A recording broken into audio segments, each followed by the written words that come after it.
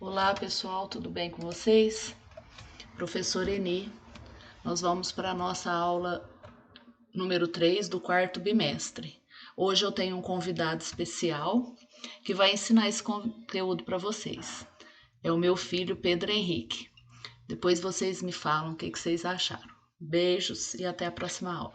Bom dia, pessoal. Na aula de hoje, a gente vai estar tratando aí de funções. Então, vamos começar aqui com o conceito, né? O conteúdo básico. Eu trouxe aqui um exemplo para vocês, né? A gente fala que o rendimento da gasolina de um carro vai ser a função da distância que o carro percorre pela gasolina que ele gasta, certo? No dia a dia, você já deve ter ouvido as pessoas falarem em função de várias vezes. Ah, fulano vive em função disso. Fulano vive em função daquilo, né? Então, você consegue ver, pela maneira que a gente usa a palavra no dia a dia, que função ela quer dizer que há uma relação de interdependência entre duas coisas distintas, o que quer dizer que uma vai depender da outra, certo? Agora, eu trouxe aqui um exemplo para vocês. Vamos imaginar que um professor vai fazer uma brincadeira com os alunos para praticar a multiplicação. Ele vai dizer um número em voz alta e os alunos têm que calcular o dobro, ou seja, né, duas vezes o número, e dizer de volta o resultado para o professor. Então aqui eu montei uma tabelinha para mostrar para vocês como que vai ser essa brincadeira, né? O professor ele vai dizer um número x e os alunos vão dizer um número 2x, porque eles precisam dizer o dobro. Então, como vocês veem aqui, o professor diz 4 e os alunos respondem 8. O professor diz 6 e os alunos respondem 12.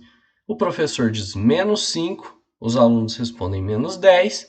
E quando o professor disser 0, os alunos respondem 0, né? Porque o 0 é o próprio dobro dele mesmo. Agora, vamos observar nessa brincadeira feita pelo professor que o número x que ele falar vai corresponder a um único resultado y. O que isso quer dizer? Se o professor disser o número 4, não existem dois números que são o dobro de 4. O único número que é o dobro de 4 é o número 8. Se ele disser 2, só vai ter um único número que vai ser o dobro de 2, que vai ser o número 4. E por aí vai. Então, a gente vai poder expressar essa brincadeira que foi feita pelo professor com uma fórmula. A relação entre x, que é o número que o professor fala, e y, que é o número que os alunos respondem, vai ser y é igual a 2 vezes o x. A gente pode dizer, então, que o y é função de x. Lembrando que a gente viu no conceito, função quer dizer que o y vai depender do valor que a gente atribuir ao x. Como você pode ver aqui, se a gente disser que o x é 10, o y logo vai ser 2 vezes o x, que é 20. Como um número, o valor do x e do y são interdependentes e para cada valor que você atribuir ao x, você só vai ter um valor y, a gente diz que y é função de x. Agora, a gente pode representar essa função usando um diagrama para dar para entender melhor. E o que é um diagrama? É justamente essa imagem que você vê na tela.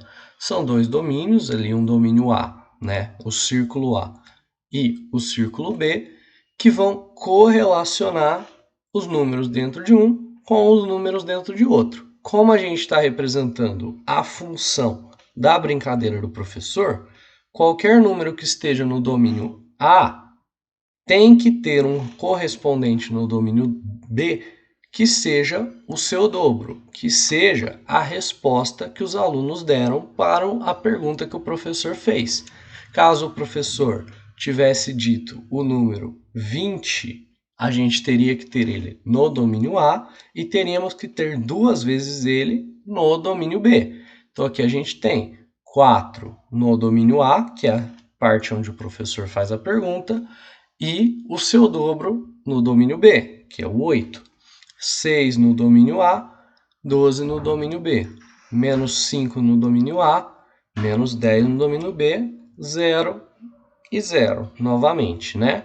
Então, a gente representa isso num diagrama para dar para visualizar bem que para cada número que o professor falar, tem que ter somente uma resposta possível e correta no diagrama B, que é a resposta dos alunos, para que isso seja considerado uma função.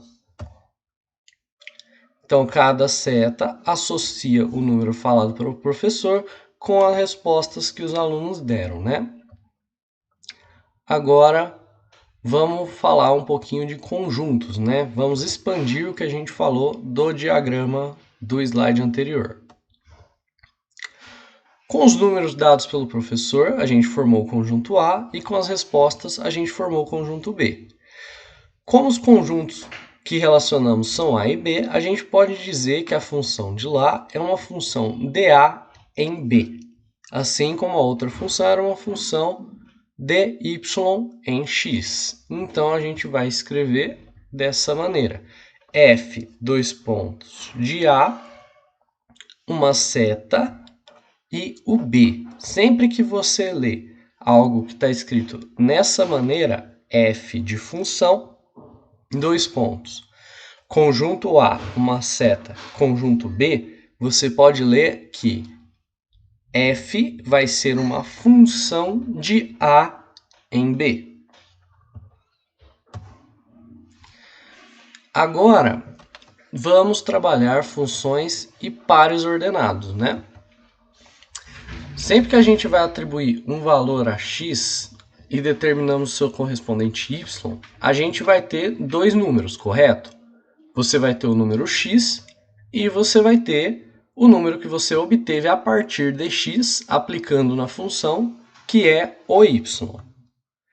Se a gente considerar que o número que conseguimos na função, o x, vai ser a abscissa de um par ordenado de plano cartesiano, que foi o conteúdo da última aula, se vocês lembram bem, e que o número que a gente conseguir, y, daquela função, vai ser o eixo y, né, o ponto do eixo das ordenadas, a gente vai formar uma função que pode ser localizada no sistema cartesiano para construir um gráfico.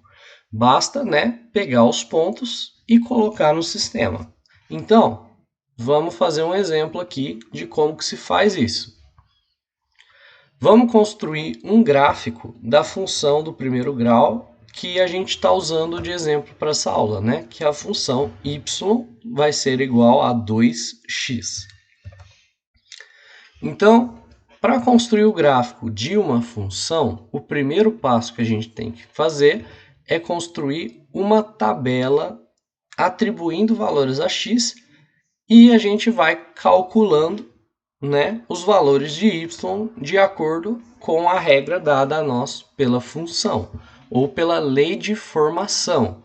O que é? Se a função é y igual a 2x, o valor x que a gente atribuir vai nos permitir achar o valor y, basta multiplicar ele por 2.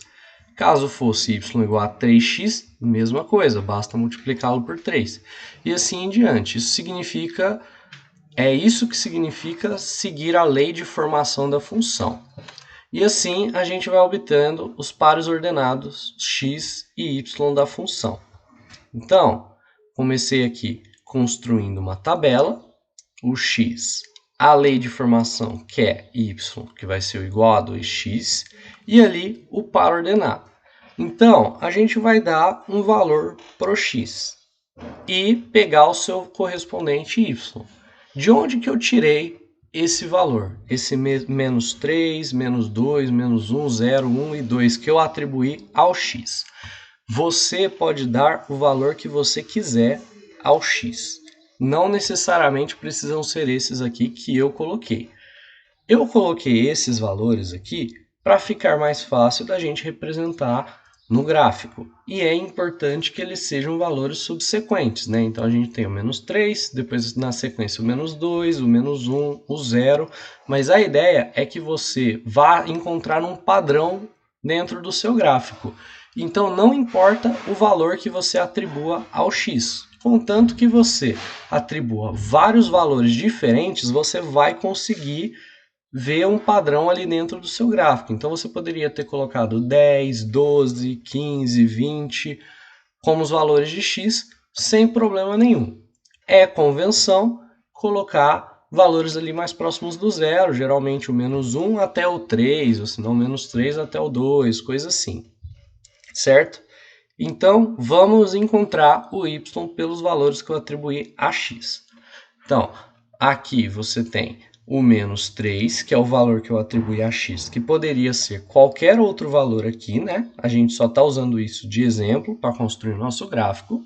E quando o valor de x é menos 3, o valor de y vai ser o dobro, ou seja, o valor de y vai ser menos 6. Aqui a gente encontra o par ordenado. Então, eixo x menos 3, eixo y menos 6. Temos o nosso primeiro ponto que vamos encontrar no gráfico mais tarde. Mas com um ponto não dá para construir um gráfico, né? A gente precisa de vários. Então, vamos continuar atribuindo valores ao x até a gente achar que temos pontos suficientes para construir um gráfico legal. Vamos dar o segundo valor para o x, que aqui no caso foi o menos 2. Dobro de menos 2, menos 4, par ordenado. Eixo y vai ser o menos 4, eixo x vai ser o menos 2, beleza? E continuamos com os outros valores. O menos 1 aqui vai ser o menos 2, né? 2 vezes menos 1 vai ser menos 2. Eixo x menos 1, eixo y menos 2. O zero não tem o dobro, né? O dobro de zero é zero. Multiplicar ele por 2 não muda nada. Então, o par ordenado vai ser o ponto 0 e no eixo x e ponto 0 no eixo y, que também é o ponto que a gente costuma chamar de ponto origem do plano cartesiano. Para o 1, você tem o dobro, que é o 2, e para o 2 você tem o dobro, que é o 4. Agora, a gente já tem um número legal de pontos, né? A gente já tem um número de pontos que vai ser possível encontrar um padrão dentro do sistema cartesiano. Então, qual que é a próxima etapa? Agora que a gente já tem a tabela, já encontrou com a lei de formação os pontos que a gente vai localizar no ponto cartesiano. O próximo passo é justamente esse, de desenhar o plano cartesiano e ir localizando os pontos. Então, vamos fazer isso, né? Aqui, o meu plano cartesiano já está pronto, mas vocês podem ver os pontos que estão localizados nesse. Ó, aqui está o ponto origem, ou seja, o ponto 0 do eixo x e 0 do eixo y. O menos 2 aqui, ele vai coincidir, o menos 2 no eixo y coincide com o menos 4 no eixo, quer dizer, o menos 2 no eixo x coincide com o menos 4 no eixo y. O menos 1 do eixo x vai coincidir com o menos 2 aqui do eixo y, assim como na tabela que a gente montou. O 0 com o 0. O 1 no eixo x com o 2 do eixo y. O 2 do eixo x com o 4 do eixo y. Então, depois que a gente marca os pontos, a gente liga eles, certo? E a gente tenta construir um padrão com isso. Qual que é a forma da figura que vocês conseguem enxergar que ficou aqui no gráfico? A figura que ela vai ser formada por qualquer função de primeiro grau Ou seja, qualquer função que o maior expoente do x é 1, que não tem x², que não vai ter x², vai ser sempre uma reta, certo? Então, vou fazer algumas perguntas aqui. Se eu escolher algum outro valor para o x, digamos, pela lei da formação, eu coloco lá, x é igual a 25. E aí, eu faço a conta para encontrar o y. E eu for voltar lá no gráfico e achar esse ponto, ele vai estar alinhado com os pontos que a gente já marcou? A resposta é sim, ele vai, porque todos os pontos da função estão dentro de uma mesma reta. Então não importa qual valor você atribui para o x. Todos os valores possíveis para x vão estar contidos naquela reta que representa o gráfico, né? Vão estar contidos no gráfico que vai representar essa função aqui, que no caso, por ser uma função de primeiro grau, é uma reta. Na próxima aula, a gente vai ver como vão ficar as funções de segundo grau. Mas tenham em mente, se a função for de primeiro grau, o gráfico que a representa vai ser uma reta. Então, na próxima aula a gente continua os estudos de gráficos e de funções, trabalhando aí as funções de segundo grau, né? E vamos ver como que alterar uma função reflete no gráfico que representa essa função, beleza? Então, vamos fazer os exercícios, siga as orientações de estudo, né? Copie e resolva as questões que estão aqui no seu caderno, leia atentamente o que se pede e deixe no caderno toda a resposta da pergunta, não somente o resultado final. Deixe todo o seu raciocínio, a resolução. Beleza? Aqui coloquei 5 exercícios, na verdade, nessa aula e desejo a vocês bons estudos, beleza?